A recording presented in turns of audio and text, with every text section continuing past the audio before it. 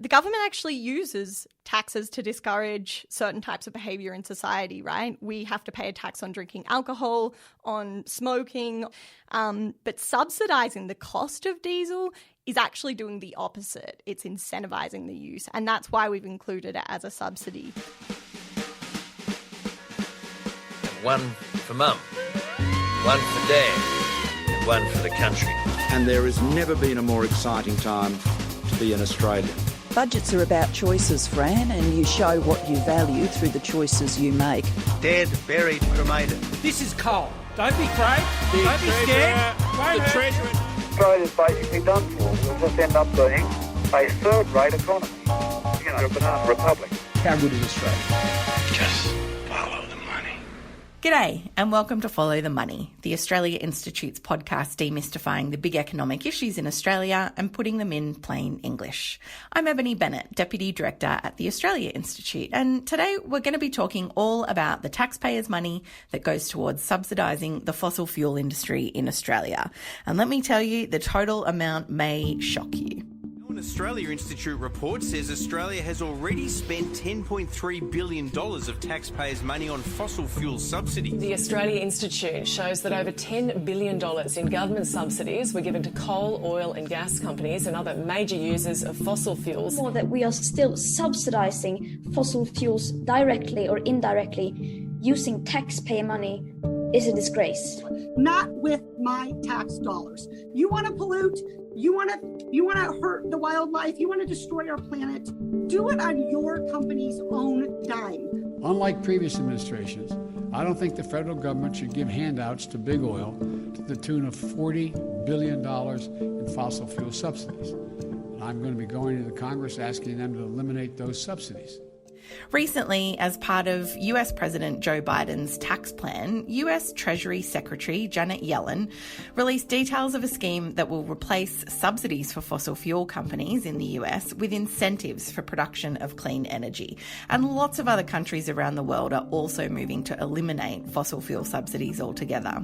But not Australia. Our journey to net zero is being led by world-class pioneering Australian companies like Fortescue, led by Dr. Andrew Forrest, Visy, BHP, Rio Tinto, AGL, and so many more of all sizes. So the Australia Institute has taken a look at just how much Australia spends on fossil fuel subsidies, and frankly, the answers aren't pretty.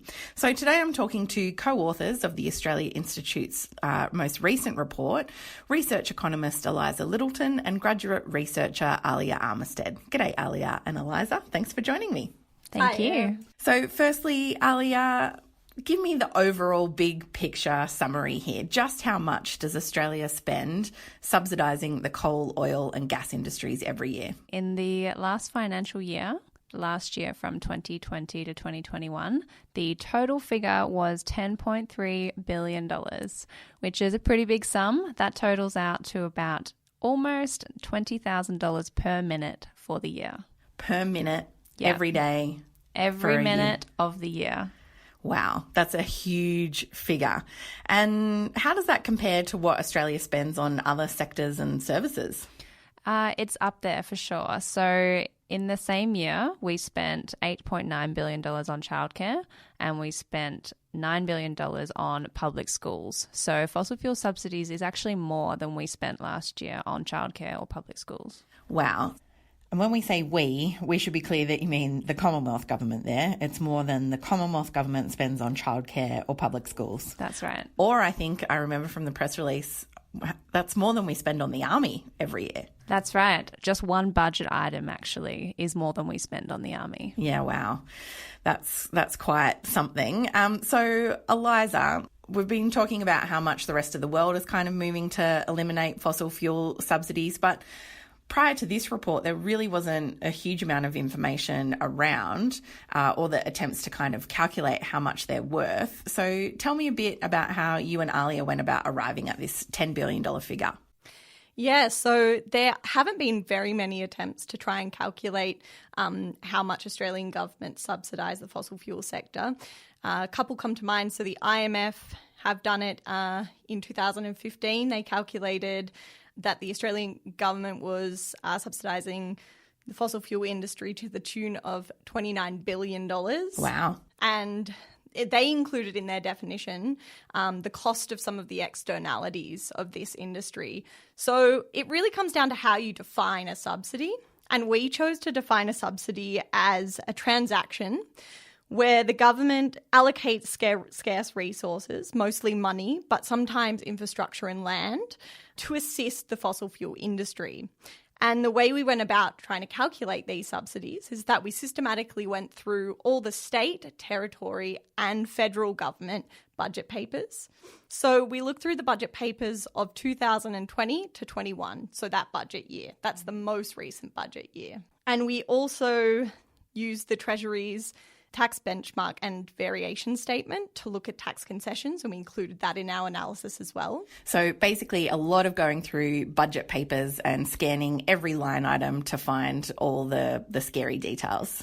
Yeah, exactly, which doesn't sound fun, but it was actually great and it was incredibly revealing. Yeah. Once we found a budget item, what we did was we classified it as wholly, primarily, or partly dedicated to the fossil fuel industry. And then we also looked at which sectors were benefiting the most, whether it was coal, gas, oil, or a combination of these sectors. So basically, you've been going through heaps and heaps of budget papers with a fine-tooth comb, and you've come up with this $10 billion figure. I think the primary or the bulk of that money comes from a fuel tax credit. Alia, can you tell me a little bit about that? It's a tax rebate, effectively. And in the last financial year, the federal government spent $7.84 billion on the fuel tax credit rebate. And that is the largest budget item that we have recorded for this report. It's also the 18th biggest item in the federal budget papers of that year. Wow, it's one of the biggest budget items in the whole budget. Yes, it is. Basically. So the budget lists the top 20 biggest items, and the fuel tax credit comes in at number 18, which is actually more than we spent on the Australian Army. That's number 19 at $7.82 billion, and more than the Royal Air Force, which is the 20th at $7.6 billion. Wow. So it's pretty huge. And Eliza, can you tell me, why is the fuel tax credit considered a subsidy? Yeah, so proponents of the fuel tax credit often argue that it's not a subsidy. The report itself made a lot of claims which very clearly weren't subsidies. And when it comes to the diesel fuel rebate, if they're seriously suggesting that fixed and stationary diesel engines shouldn't be entitled to a rebate on what is effectively a tax on road use, well, I just think that's a nonsense. But we have included it as a subsidy, and it absolutely is one for two main reasons. Firstly, because fuel taxes are not actually linked to road funding. Yep. And they haven't been since the 50s. It's not a hypothecated tax measure. So where does it go? It goes into a general pool of funding, and then that gets spent on, potentially health or education or anything, any number of things. That's the point. It doesn't specifically go into roads. And the other reason we included it as a subsidy is because this tax break incentivizes the use of fossil fuels. So it is assisting with the price of consuming fossil fuels, which means that it makes fossil fuels cheaper for energy-intensive businesses. And it creates a barrier to innovation for that industry. Who's to say that they wouldn't be, if they had to pay this tax on diesel, they wouldn't be trying to research how to incorporate electric vehicles into their machinery and to their vehicle fleet. They might have become more efficient or more innovative if they had to pay the costs of this tax. Exactly. And the government actually uses taxes to discourage certain types of behaviour in society, right? We have to pay a tax on drinking alcohol, on smoking, but subsidising the cost of diesel is actually doing the opposite. It's incentivising the use, and that's why we've included it as a subsidy. And there are actually plenty of other ways that the government can support industry that doesn't link that support to high emitting behaviour. Yeah. With the fuel tax credit, it has actually been increasing quite rapidly, the amount that we spend on the fuel tax credit since 2000. Almost half of it goes directly to the mining industry. and it is forecast to keep rising. So this financial year it was $7.8 billion, but it's expected that by 2023, 2024, so in a couple of years, it will cost us $8.9 billion. So Wow. it will keep increasing if we don't start investing and looking at transitioning these energy and diesel intensive sectors to electrification. Yeah. And hopefully if we do start transitioning, then we will start to see less money spent on the fuel tax credit. Yeah. Otherwise, it will keep rising. Mm. And so beyond kind of tax concessions, Eliza, how else does the federal government spend money subsidising fossil fuels? Yeah, so beyond tax concessions, the federal government funds a range of different programs and projects that collectively received $266 million in the last budget. So, for example, they spent money on the gas-fired recovery plan, which we all heard of, which is a pool of money that they dedicated to increasing gas supply and infrastructure. And it included investment in exploring gas basins in Northern Australia, the Gas Industry Social and Environmental Research Alliance, so researching gas and mapping gas, and also the National Gas Infrastructure Plan, so all just basically ways to increase gas supply and subsidise gas. Under the Job Maker Plan, the government established an investment package dedicated to new energy technologies, so investing in hydrogen and carbon capture and storage technologies. Oh, we've already wasted $1 billion on carbon capture and storage. I'm delighted to hear that it's getting even more taxpayer subsidies. Far out. What a waste. Yeah, absolutely. It is such a waste. And yeah, there was numerous other smaller things like a diesel-fueled storage facility for $203 million. The government's been spending money on trying to upgrade the coal railway in the Hunter Valley, amongst a range of other concessional finance that they offer to the fossil fuel industry. So it's not just tax concessions, but they're helping out with infrastructure and all these other ways that just make it cheaper for the mining industry or the fossil fuel industry to do business, essentially. Absolutely. So you and I go to the bank, we get out a loan, and we have to pay interest rates. Well, sometimes the gas industry doesn't have to. Far out. Alia, we've heard there a little bit about some of the other ways that the government is subsidising fossil fuels, but we've been mainly, I guess, talking about the Commonwealth government, and you also spend a lot of time trawling through state government budget papers, so that's where I kind of want to finish up. The research looked at all the different states and how much they spend. Which state came out on top? Who's spending the most on fossil fuel subsidies of all the states? Yeah, absolutely. We did spend a lot of time going through state budget papers and Queensland, far and beyond, comes out on top. So their total in the last financial year was $831 million, which is far greater than the second largest state, which is Western Australia at $135 million. So it's huge compared to other states. Yeah, that's massive. Many, many times more than the next biggest state is spending. Exactly. Yeah. Yeah, so Queensland really is one of the biggest subsidisers of fossil fuels. And so all that money, that's money that's not going to schools, to hospitals, to police, to AMBOs, like money that we spend subsidising the fossil fuel industry. That's money we can't spend elsewhere, right? Absolutely. It's an opportunity cost. So that's why fossil fuel subsidies are important. Every cent that we spend subsidising fossil fuels is money that doesn't get spent on education or childcare or aged care or any of the other things that we care about and want to fund. And it also obscures the cost of these industries as well. So it makes them seem far cheaper than they are. Yeah. And none of the externalities are also factored into these numbers as well. So climate costs and health costs. Yeah, so that's why our $10 billion figure is slightly more conservative, shall we say, than that IMF figure that Eliza was talking about. Yeah.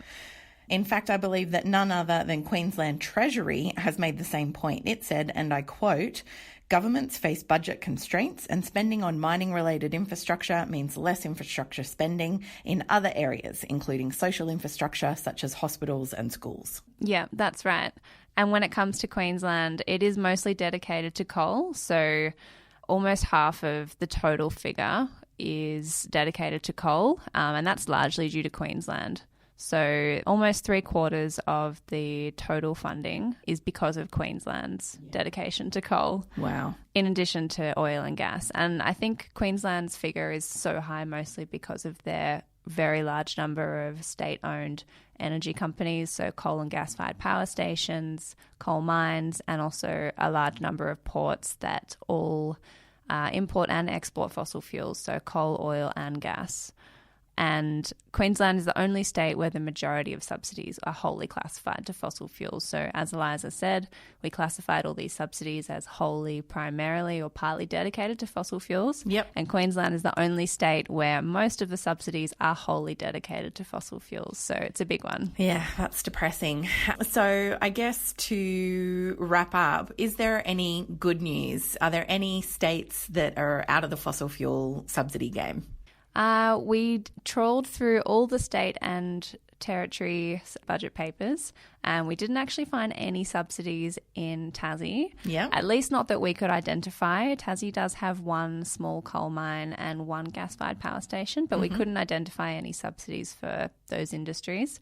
And the ACT, we love to pat them on the back. They're doing a great job. If anything, they're incentivising moving away from fossil fuels. So that's really great.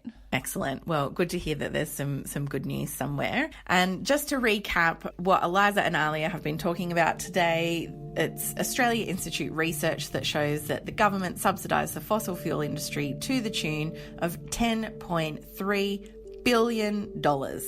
And as Alia said, that means in 2020, almost $20,000 was effectively given to coal, oil and gas companies for every minute of every day. It's so huge, it's kind of hard to wrap your mind around it. Thank you, Alia and Eliza. This episode was recorded on Tuesday. May the 4th be with you, and things may have changed since recording. You can visit australiainstitute.org.au for all our latest research and content, including this fossil fuel subsidies report. We're on Twitter at the Oz Institute with an AUS, and my Twitter handle is Ebony_Bennett with a NNT. Alia Armistead is at Alia Armistead, and Eliza Littleton is at Eliza Littleton. This episode was produced by Jennifer Macy, and our theme music is by Jonathan McFeet from Pulse and Thrum, with additional music from Blue Dot Sessions. Stay safe out there, everyone, and thanks for listening.